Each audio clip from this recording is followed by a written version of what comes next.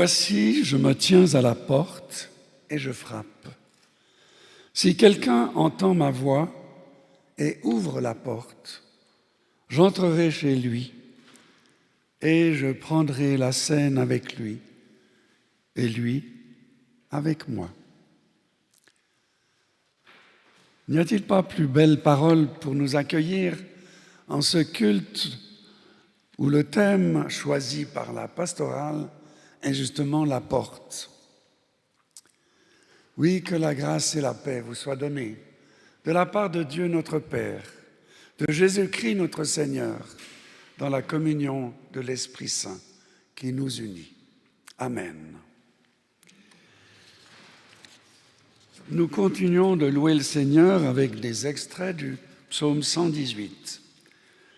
Louez le Seigneur, car il est bon, son amour dure toujours.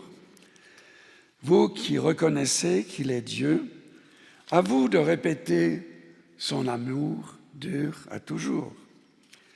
Du fond de la détresse, j'ai appelé le Seigneur au secours. Il m'a répondu, il m'a rendu la liberté. Mieux vaut trouver refuge auprès du Seigneur que de compter sur des gens influents. On m'avait bousculé pour me faire tomber, mais le Seigneur est venu à mon aide. Ma force et mon chant, c'est le Seigneur. Il est venu à mon secours. Des cris de joie et de délivrance remplissent les tentes des justes. La main droite du Seigneur agit avec force. La main droite du Seigneur est élevée.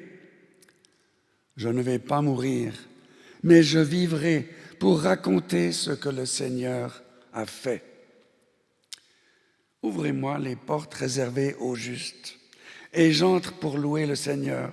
Voici la porte qui mène auprès du Seigneur. Que les personnes qui sont justes entrent par là. Je le louerai, Seigneur, je te louerai, car tu m'as répondu, tu es venu à mon secours. La pierre dont les bâtisseurs ne voulaient pas est maintenant la pierre d'angle. Cela vient du Seigneur. C'est une chose admirable à nos yeux. Ce jour de fête est l'œuvre du Seigneur. Crions notre joie, voyons dans l'allégresse, soyons dans l'allégresse, louons le Seigneur, car il est bon et son amour dure toujours. J'invite maintenant Nicole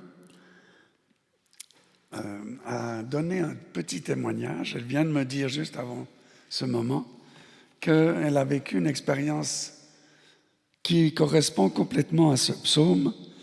Je ne vais pas mourir, mais je vivrai pour raconter ce que le Seigneur a fait. Louer le Seigneur, car il est bon. Jeudi, le 16 juillet, j'ai vécu une situation particulière où j'ai pu expérimenter la notion du lâcher-prise. Mon père a subi ce matin, jeudi, une sorte de malaise qui ressemblait à un AVC. On m'a appelé depuis l'EMS pour me dire que mon père n'allait pas bien du tout. Je l'ai rejoint et je l'ai trouvé effectivement si mal que j'ai pensé qu'il allait partir. Les minutes ont passé, les heures, 1, puis 2, puis 3, toujours pas de réaction. Pendant ce temps, j'ai prié, chanté pour mon père et j'ai dit au Seigneur, je te laisse faire ce que tu veux. Et j'accepte ce que tu feras, mais je préférerais que tu le laisses vivre encore quelques mois ou années. Il a 99 ans et je suis restée sereine, même si j'ai beaucoup pleuré. Enfin, petit à petit, il est revenu à lui et a pu un peu baragouiner. Et puis il a ouvert ses yeux et a enfin pu parler. Le soir, on l'a laissé entièrement revenu à lui. Aujourd'hui, on a discuté avec lui. Il nous a dit qu'il était dans une situation où il était mal, mais il ne pouvait rien dire, pas bouger, tout en se rendant compte de ce qui se passait autour de lui. Le personnel avait aussi pensé qu'il allait partir. J'ai laissé hier Dieu agir à ma place. Je ne l'ai pas regretté. Merci. Voilà une personne de 99 ans qui a repris vie. Merci pour ce témoignage qui illustre très concrètement le psaume que nous venons de lire. Je vous invite maintenant à chanter le chant dans le cœur à cœur 45, trouvé dans ma vie ta présence, les strophes 1, 2, 3.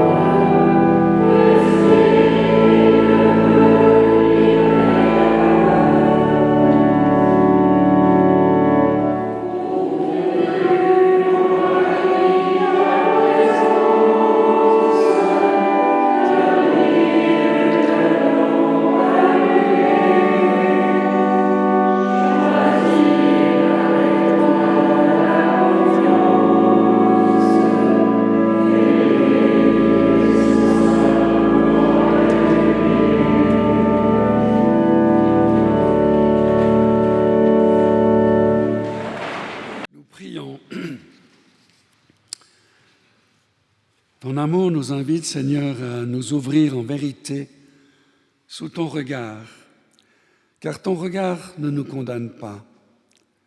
Tu veux, au contraire, nous élever, nous transformer avec douceur. Nous t'invitons, viens faire un peu le ménage en nous. Tu connais nos peurs qui nous habitent, qui sont source de blocage, de brisure. La peur des changements, la peur de manquer, la peur des autres différents, la peur de parler de ton amour.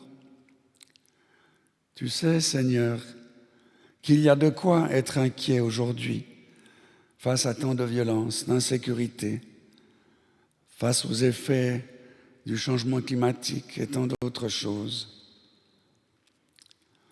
Accorde-nous dans ta grâce de vivre dans la foi, l'espérance et l'amour. Là où la peur prend le dessus, tu viens mettre ta main apaisante. Là où nous ployons sous la culpabilité, tu nous relèves par ton pardon. Là où notre espérance se dilue, tu viens la fortifier. Là où notre confiance se faiblit, tu viens la renouveler. Là où notre amour se fane, tu viens le faire refleurir. Sois loué. Amen. Alors, ce matin, nous avons à parler de la porte, puisque les cultes de l'été sont placés sous le signe des mots, symboles que l'on peut trouver dans la Bible. Alors, j'aimerais bien que vous me disiez les expressions concernant la porte qui vous viennent à l'esprit maintenant, parce qu'il y en a beaucoup. Alors, je vous écoute. Des expressions concernant la porte. Oui, madame. Ouverture. Ouvrir la porte. Voilà. Mettre à la porte. Mettre à la porte.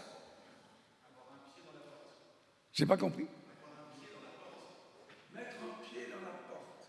Mettre un pied dans la porte. Hein? Voilà.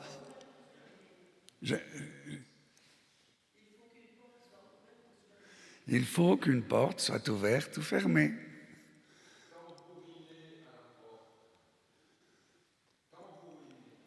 Un tambouriner à la porte, oui, frapper avec une certaine insistance, oui. Oui, et on la met où? C'est ce qu'on disait quand un professeur disait « vous prenez la porte ». Et je la mets où? Voilà. Faire du porte-à-porte, eh oui, voilà. Aller de maison en maison, d'appartement en appartement. Vous voyez que c'est riche. Y en a-t-il encore?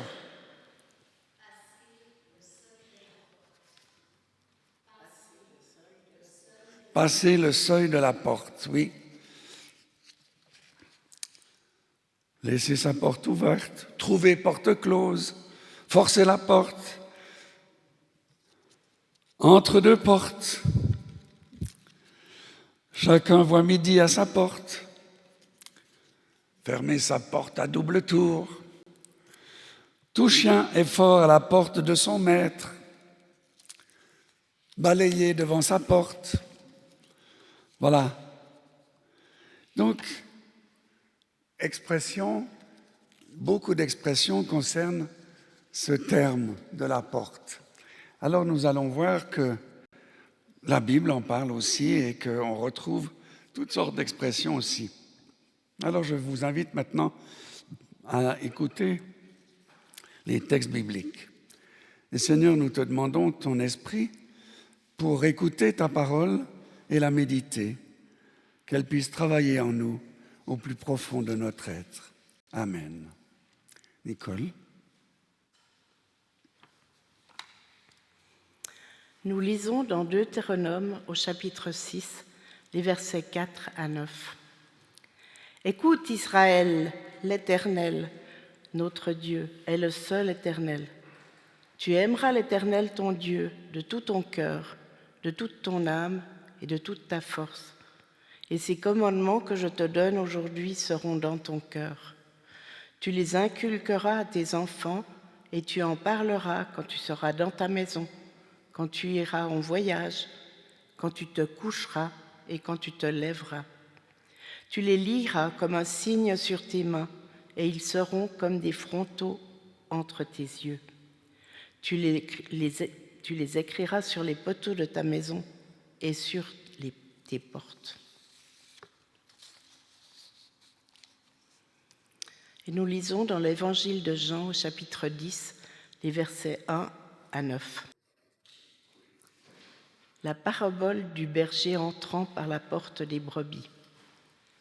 En vérité, je vous le dis, celui qui n'entre pas par la porte dans l'enclos des brebis, mais qui escalade par un autre côté, celui-là est un voleur et un brigand. Mais celui qui entre par la porte est le berger des brebis. Celui qui garde la porte lui ouvre et les brebis écoutent sa voix. Les brebis qui lui appartiennent, il les appelle chacune par son nom et il les emmène dehors. Lorsqu'il les a toutes fait sortir, il marche à leur tête et elles le suivent parce qu'elles connaissent sa voix. Jamais elles ne suivront un étranger. Bien plus, elles le fuiront parce qu'elles ne connaissent pas la voix des étrangers. Jésus leur dit cette parabole, mais ils ne comprirent pas la portée de ce qu'il disait.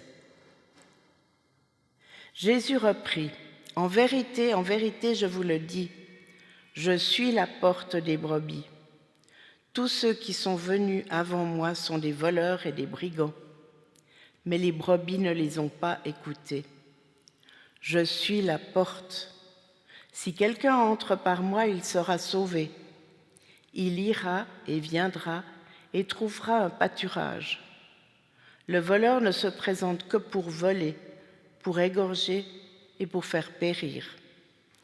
Moi, je suis venu pour que les êtres humains aient la vie et qu'ils l'aient en abondance.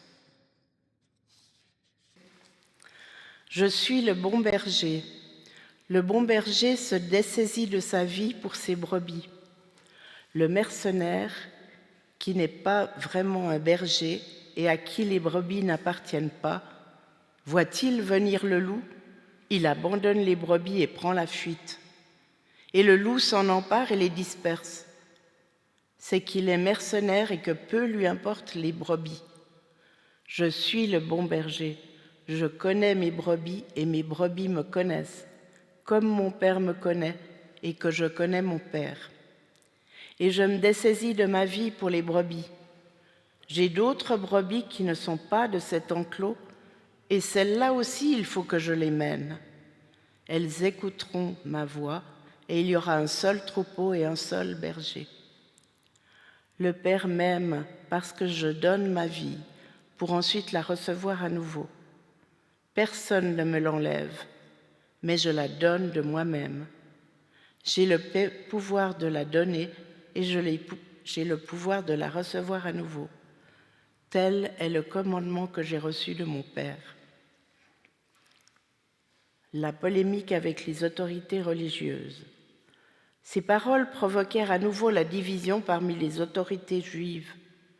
Beaucoup parmi ces gens disaient « Il est possédé, il déraisonne, pourquoi l'écoutez-vous » Mais d'autres disaient « Ce ne sont pas là les propos d'un possédé. Un démon pourrait-il ouvrir les yeux d'un aveugle »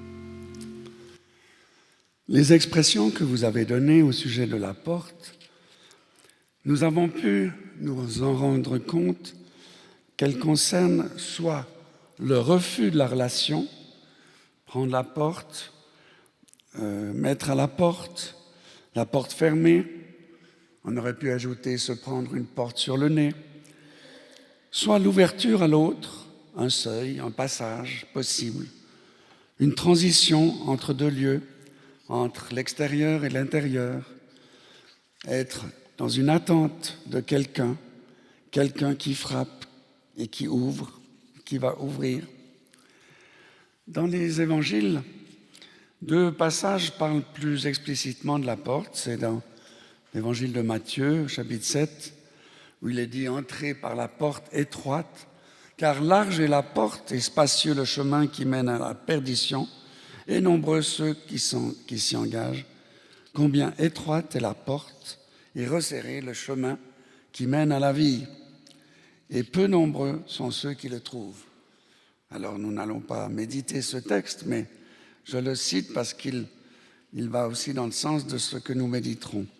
Et dans Jean 10, le passage que nous allons lu, là, cette partie, et nous allons méditer plus spécialement la partie centrale qui concerne la porte. Mais comme les trois parties sont reliées, il faut que je les présente rapidement dans leur contexte. Le contexte de ce chapitre 10 n'est pas très heureux. En effet, il s'inscrit dans un ensemble qui marque une tension toujours plus forte entre Jésus et les officiels de la religion juive. Au chapitre 8, vous vous souvenez que des pharisiens amènent une femme surprise en flagrant délit d'adultère et qui demande à Jésus: est-ce qu'il faut appliquer la loi de Moïse, lapider cette femme? Et vous vous souvenez que Jésus dit que celui qui est sans péché jette la première pierre, et ils s'en vont. Et au chapitre 9, juste avant, vous avez pu voir l'histoire de cet aveugle-né qui est guéri par Jésus, mais les pharisiens contestent la réalité de cette guérison et ils en vont jusqu'à dire à cet homme qui a été guéri, qui dit: mais voyez, je ne peux pas vous dire autre chose, est-ce que vous voulez croire en lui, etc. Puis eux répondent: tu n'es que le péché depuis ta naissance et tu viens nous faire la leçon. Et ils le jettent dehors. Et à la fin du chapitre 10 que nous avons lu, nous avons bien vu ce qui se passe. C'est toutes les paroles que Jésus prononce provoquent à nouveau la division parmi les autorités juives. Beaucoup parmi ces gens disaient: il est possédé, il déraisonne, pourquoi l'écoutez-vous? Voyez? Donc, climat de tension extrême dans tous ces chapitres.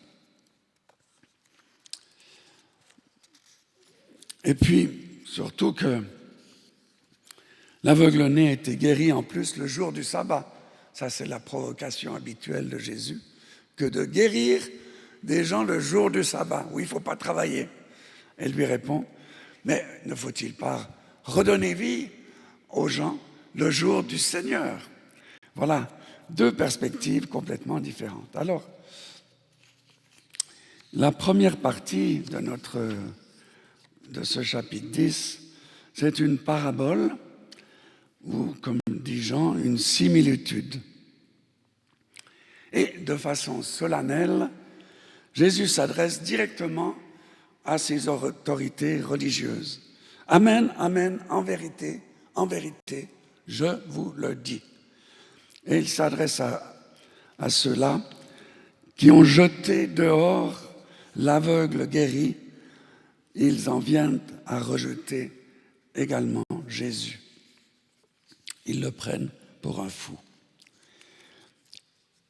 Une précision concernant l'enclos des brebis, dans lequel les brebis sont amenées par le berger pour les mettre à l'abri des prédateurs, pendant la nuit. À l'époque, un enclos pour les brebis, ça se fait toujours dans certains pays, et je pense en Orient, était constitué d'un enclos fait de pierres, des murs de pierres sèches, et la porte de cet enclos n'était pas un portail, mais une ouverture étroite, et dans laquelle le berger ou les gardiens se mettaient en travers pour justement garder le troupeau. C'est le berger lui-même qui était la porte. C'est pourquoi Jésus emploie cette image. Ainsi, l'enclos était sécurisé pour autant que les murs soient assez hauts et que le berger soit en mesure d'empêcher tout voleur, brigand ou prédateur d'entrer. Jésus affirme alors que le berger véritable est celui qui passe lui-même la porte, qui les fait entrer les brebis à sa suite. Ce berger connaît chacune d'elles par son nom et les brebis le reconnaissent à sa voix. C'est une relation de confiance que le berger construit, puisqu'il connaît ainsi chaque brebis, connaissance, communauté d'intimité, appartenance entre le berger et les brebis. Sous sa conduite, elles peuvent sortir. Quant aux faux bergers, ils escaladent, donc c'est religieux. Ils escaladent la clôture et se comportent comme des voleurs et des bandits. Ils constituent ces religieux qui devraient être des bergers. Ils constituent une menace pour l'existence des brebis. Cependant, la promesse est faite, ils ne réussissent pas à les tromper, car elles ne reconnaissent pas leur voix. Les bandits, les voleurs sont les officiels de la religion, parce qu'ils privent l'accès à l'amour de Dieu. Et ça, c'est d'une gravité immense. Priver des êtres humains d'accéder à l'amour de Dieu. C'est très grave pour Jésus. Et c'est ce que font ces religieux. Dans la seconde partie, que nous méditerons plus spécialement, Jésus commence aussi de façon solennelle en disant « Amen, Amen, en vérité, je vous le dis ». Ça va être une sorte de relecture de la parabole. Et là, c'est une métaphore, « Je suis la porte », répétée 2 fois. Et dans la troisième partie, c'est une seconde relecture de la première partie. Jésus donne une seconde métaphore qui est aussi répétée 2 fois. Je suis le bon berger. Donc il y a une parabole et 2 métaphores dans notre titre, dans notre texte. Et nous nous limiterons à la première métaphore. Je suis la porte. Au sens littéral, dire je suis la porte est une forme d'absurdité. Jésus n'est pas une porte, on est bien d'accord. Mais nous avons bien compris à travers toutes les expressions que nous avons données qu'il y a dans ce mot la porte une symbolique tout à fait intéressante. La figure de la porte est celle du passage entre un lieu fermé, un lieu de vie sécurisé, un chez-soi, lieu d'intimité, et l'extérieur qui appartient à tous et toutes. La porte permet de distinguer l'intérieur et l'extérieur. Entrer par la porte d'une habitation donne accès à quelque chose de l'intimité, à une appartenance définie, à une communauté de vie. La porte protège de la véhémence extérieure. Elle permet de vivre dans notre intériorité avec une certaine sécurité. C'est ce que Jésus dit dans l'évangile de Matthieu à propos de la prière. De nouveau, pour contrer les pharisiens qui se font voir en priant sur les places publiques, ostensiblement, en grande robe et en grande manifestation. Ça se fait plus trop maintenant, mais les pharisiens vantaient leur piété devant tous. Et Jésus leur dit, toi, lorsque tu veux prier, entre dans ta chambre, à l'écart, ferme la porte pour prier ton Père qui est là, dans cet endroit secret, intime. Et ton Père qui voit ce que tu fais en secret te récompensera, écoutera ta parole, ta prière. Ouvrir une porte, c'est laisser entrer ou pouvoir entrer chez quelqu'un. Ouvrir sa porte, c'est choisir d'accueillir chez soi. Franchir le seuil de la porte marque donc une transition, un passage d'un état, d'une situation à une autre. Or, vous le savez que toute transition, tout changement comporte une part de risque qui suscite un peu de crainte. Parents et éducateurs le savent bien que les enfants sont souvent mal à l'aise, se mettent à crier, pleurer lorsqu'on les change de situation trop brusquement. Une transition mal annoncée peut susciter des pleurs parce qu'elle fait passer du connu à l'inconnu. Elle suscite donc une certaine crainte. L'entrée dans la nuit, par exemple, lors de l'endormissement, avec la porte fermée de la chambre, c'est souvent problématique pour les enfants, parce qu'on passe d'une situation à une autre. Donc la porte, c'est l'évocation de ce passage d'une situation à une autre. Alors quand Jésus dit « je suis la porte », ça signifie d'abord qu'il donne accès à un lieu sécurisé, un lieu de paix à ceux qui reconnaissent son amour et qu'il en est la porte, même la seule porte, parce qu'il révèle l'amour du Père. C'est pourquoi il peut dire, si quelqu'un entre par moi, il sera sauvé. Sauvé? Sauvé de quoi?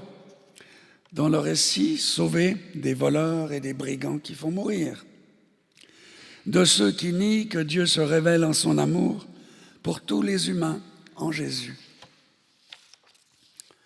Ces bergers venus avant Jésus, ce sont les bergers dénoncés par les prophètes, par exemple, Ézéchiel qui dit à propos des bergers, « Vous n'avez pas fortifié les bêtes faibles, vous n'avez pas guéri celles qui étaient malades, vous n'avez pas fait de bandage à celles qui avaient une patte cassée, vous n'avez pas ramené celles qui s'écartaient, vous n'avez pas recherché celles qui étaient perdues, mais vous avez exercé votre pouvoir par la violence et l'oppression. » Alors que Jésus dit, « Si quelqu'un entre par moi, il sera sauvé. » Si quelqu'un, quiconque, tout le monde, chacune peut entrer. La porte peut être obstruée, certes, par toutes sortes d'ennemis, à l'extérieur de soi comme à l'intérieur de soi. Il est assez de choses mauvaises et négatives dans ce monde, de prédateurs de toutes sortes, qui font mal, qui meurtrissent. Le voleur ne se présente que pour égorger et faire périr. Il y a donc une gravité dans le monde qui n'est pas niée, qui est là. Et Jésus se présente comme la porte qui nous permet d'entrer dans la sécurité de son amour. C'est ça son message. Ce n'est pas que les difficultés vont s'effacer comme ça, mais dans ce temps de danger, d'obstacles, de méchanceté, Jésus se présente à nous comme celui qui peut nous mettre à l'abri, parce que là, nous sommes aimés. Et puis, sur le plan de l'intérieur, c'est vrai que je peux trouver des obstacles en moi-même. Je suis la porte, si quelqu'un entre par moi, il sera sauvé de la culpabilité, sauvé du mépris de soi-même, sauvé des blessures passées, sauvé de son propre orgueil et de bien d'autres choses. À l'intérieur de soi, il peut y avoir ce refus de croire en l'amour de Dieu, d'entrer par la porte qu'est Jésus. Alors, je peux entrer. Et chaque jour, j'ai à faire cette prière. J'entre dans ta porte, Seigneur, par ta porte, celle qui m'ouvre à ton amour. Une petite histoire. Quand j'étais jeune, j'avais entendu parler de quelqu'un de l'armée du salut qui racontait ceci. C'est un homme qui vivait dans une situation difficile, une vie dépravée, s'était avancé sur le banc des pénitents, comme il y avait à l'armée du salut, pour se repentir et dire sa volonté de changer. Et sa seule prière, ça avait été « Ouvre cette porte, Seigneur, ouvre cette porte ». Il avait, dans sa rudesse, simplement compris que quelque chose devait s'ouvrir en lui et donc entrer lui-même dans la porte que Jésus est, celle de l'amour. Être sauvé, c'est donc accepter d'être aimé, accepter d'être accepté tel que je suis. Accepter d'être accepté tel que je suis. C'est accueillir en soi l'amour qui me fait voir ma vie autrement. Et celle des autres aussi. C'est être recueilli dans cet amour de Dieu, maintenant et pour l'éternité.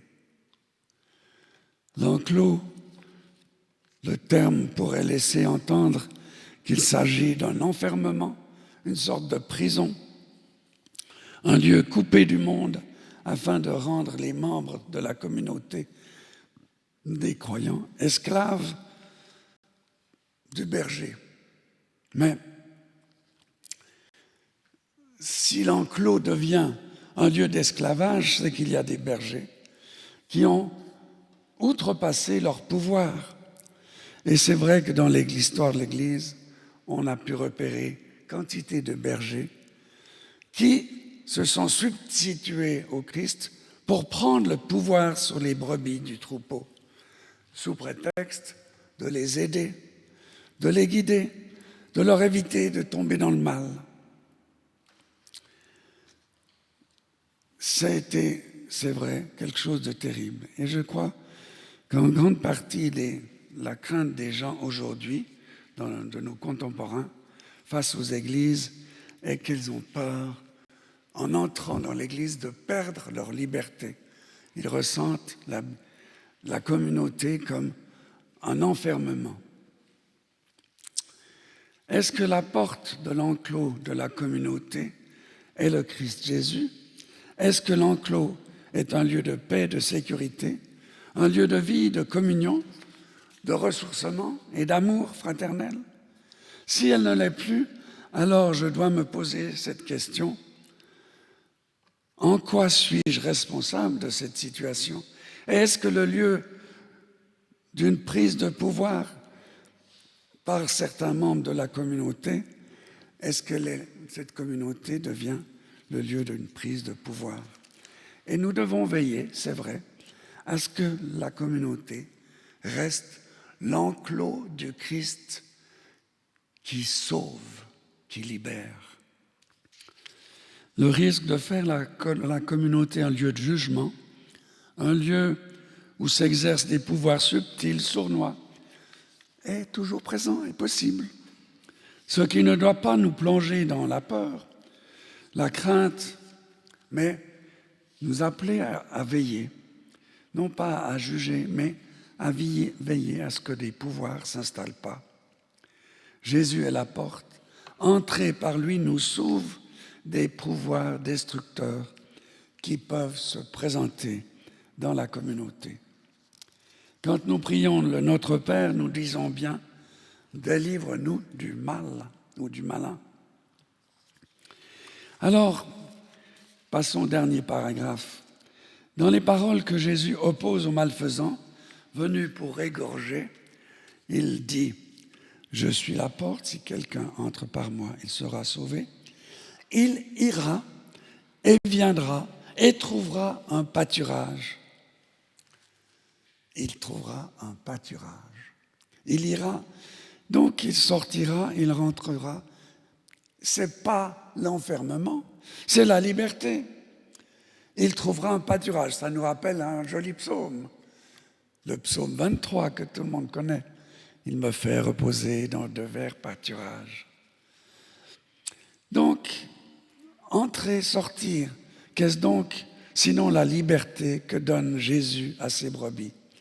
Être sauvé, c'est oser aller et venir, être en relation avec ceux du dehors, avec nos frères et sœurs en humanité. Être sauvé, c'est être libéré de nos peurs de mal faire, libéré de la mentalité du perfectionnisme, c'est être libéré de la peur de l'autre différent. Être sauvé, c'est trouver dans la communauté un lieu de bienveillance et de pardon qui permet d'aller et venir. La seconde opposition au pouvoir destructeur du voleur, eh bien, alors que le voleur se présente pour voler, égorger et faire périr, c'est « moi je suis venu pour que les êtres humains aient la vie et qu'il l'ait en abondance. Ah, la vie en abondance. Qu'est-ce donc? Vous savez, peut-être que s'est développée, notamment aux États-Unis, une théologie dite de la prospérité, entre autres sur la base de ce verset. Et dans cette théologie, on pense que l'abondance doit concerner tous les domaines de la vie, la santé, la famille nombreuse, les biens matériels, l'enrichissement, devient même le signe de la bénédiction de Dieu. Et en inversant le raisonnement, la pauvreté devient le signe de la malédiction. Les biens matériels, la richesse, le signe de la bénédiction de Dieu. Aïe. Bizarrement, chez ces protestants, on retrouve une théologie du mérite que l'on a tellement dénoncée chez les catholiques. Si on se conduit bien, tu seras béni et tu vas t'enrichir. Mais si tu ne te conduis pas bien, tu seras maudit, tu seras dans la pauvreté. Vous voyez comment ça revient à la théologie du mérite. Eh bien, c'est une théologie, cette théologie de la prospérité qui est très en vogue actuellement aux États-Unis. Et du coup, des pasteurs se sont autorisés l'enrichissement aux dépens de leurs ouailles, en Amérique du Nord, en Amérique du Sud, en Afrique. Cette théologie fait des ravages, notamment de la part de pasteurs autoproclamés. J'ai beaucoup d'amis au Congo qui me disent à quel point c'est une plaie, c'est terrible. Alors, au-delà de ces aspects grotesques, il faut reconnaître que cette théologie a été présente dans le protestantisme aussi. Si nous pouvons remercier Dieu pour ses bienfaits, nous avons à les accueillir, non pas comme le fruit d'un mérite, mais comme une grâce, et ne pas en faire une preuve d'une bénédiction méritée. Je connais plusieurs personnes dans notre Église qui sont aisées, mais qui considèrent leur richesse à la fois comme une grâce et comme une responsabilité. J'entends encore ce banquier, maintenant décédé, me disant « Oh, je dis aux jeunes, si vous avez de l'argent, vous êtes responsable de donner. » Il y a un autre banquier aussi qui avait créé 17 fondations d'aide. Et lorsqu'il donnait, il disait « Voici mes conditions. Je ne veux pas de remerciements. Je ne vous demanderai pas de compte sur ce que vous avez fait de l'argent. Et vous ne donnez pas mon nom aux autres. » Ça, c'est ce qu'on appelle l'éthique protestante. Alors, comment comprendre cette parole « Je suis venu pour que les êtres humains aient la vie en surabondance, en plénitude ». Le terme surabondance suggère bien l'idée de la grâce, de la bonté en surplus, la bonté gracieuse de Dieu qui dépasse toute mesure. C'est le projet de bonté de Dieu pour ses enfants. Mais est-ce que cela implique nécessairement l'enrichissement? Je ne pense pas que ce soit ça. C'est pourquoi nous sommes appelés à reconnaître que ce que nous possédons, nous le recevons comme une grâce. C'est le sens de notre prière à table. Certes, nous avons travaillé pour que le repas soit sur la table. Je me souviens d'un de mes fils qui avait 6 ans. On faisait la prière. Pourquoi, papa, tu dis merci à Dieu pour qu'il nous donne les aliments alors que c'est vous qui les avez préparés? Voilà, et bien justement, il s'agit de voir même ce que nous avons fait comme un don, comme une grâce. Qu'as-tu que tu n'aies reçu, dit l'apôtre. Nous sommes appelés à la reconnaissance pour les biens que nous recevons. Et dans le même élan, nous sommes appelés à donner. Et dans la métaphore qui suit, Jésus dit, je suis le bon berger qui donne sa vie pour ses brebis. Je me dessaisis de ma vie pour les brebis. La surabondance promise ne correspond pas à une surabondance de possession, mais à une plénitude de vie avec Dieu, dans la reconnaissance et le don. Jésus est dans la surabondance de l'amour en donnant sa vie. Jésus est dans la surabondance de l'amour en donnant sa vie. Et au début de l'évangile de Jean, dans le prologue, de sa plénitude, en effet, nous avons tous reçu grâce sur grâce. Amen.